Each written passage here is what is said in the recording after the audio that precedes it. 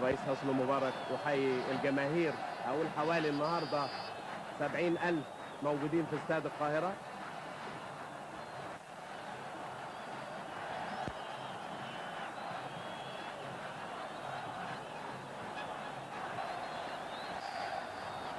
وصفر وعلاء ميهوب، حمد ابو راضي، ربيع ياسين، اسامه عرابي، لحسام حسن، تاني لاسامه، لحسام، انما الثعلب يقطعها وتطلع بره. 2 لابس الثعلب. اوف سايد.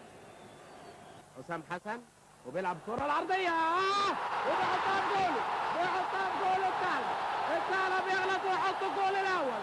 الثعلب يغلط ويحط كرة حسام حسن العرضية على شمال يور. وطاهر ابو زيد لعبها قصيرة لحمدي، حمد ابو راضي لطاهر ابو زيد وبيلعبها بالعرض، انما بيطلع وتلعب تاني طاهر ابو زيد وبيحطها ايمن شوقي يجيب الجول الثاني في الدقيقة قبل الأخيرة من بداية الشوط الأول. ايمن شوقي، يا سلام يا ايمن، يجيب الجول ال 76 للنادي الاهلي في بطولة افريقيا للأندية ابطال الدوري.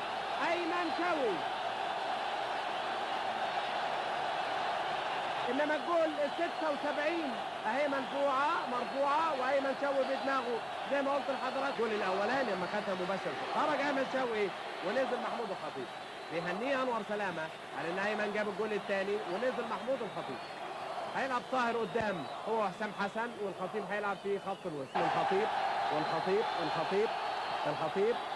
الخطيب وبيلعب كرة بالعقل لعلاء ميهوب. اي كرة الخطيب طبعا ليه شعبية كبيرة، الناس بتحبه لانه عمل تاريخ الحقيقة الخطيب.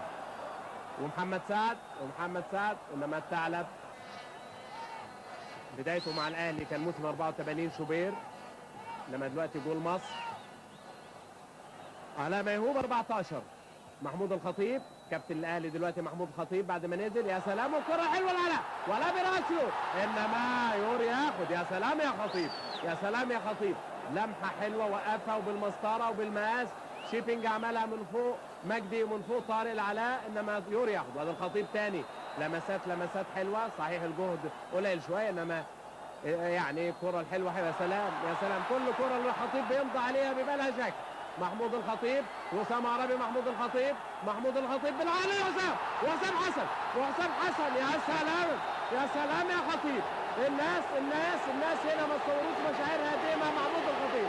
كل كره محمود الخطيب عمل شكل كبير للفرق.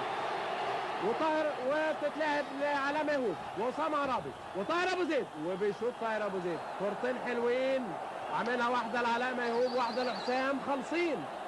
انتهى الوقت الاصلي، انما ساعه لاراش لسه. ساعتنا وساعه الاستاد ما لهمش قيمه. هو محمد لاراش هي ساعته اللي بتدي. محمود صالح لشوبير.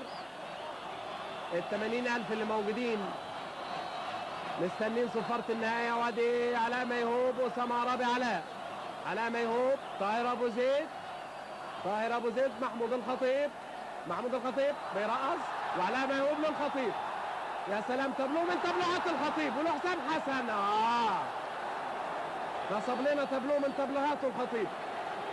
يا سلام يا خطيب. محمود الخطيب مرة ثانية يتسلم الكاس من السيد الرئيس محمد حسني مبارك. أول مرة الخطيب، لأن قبل كده زي ما قلت لكم مصطفى عبده كان الكابتن قبل ما يعتزل.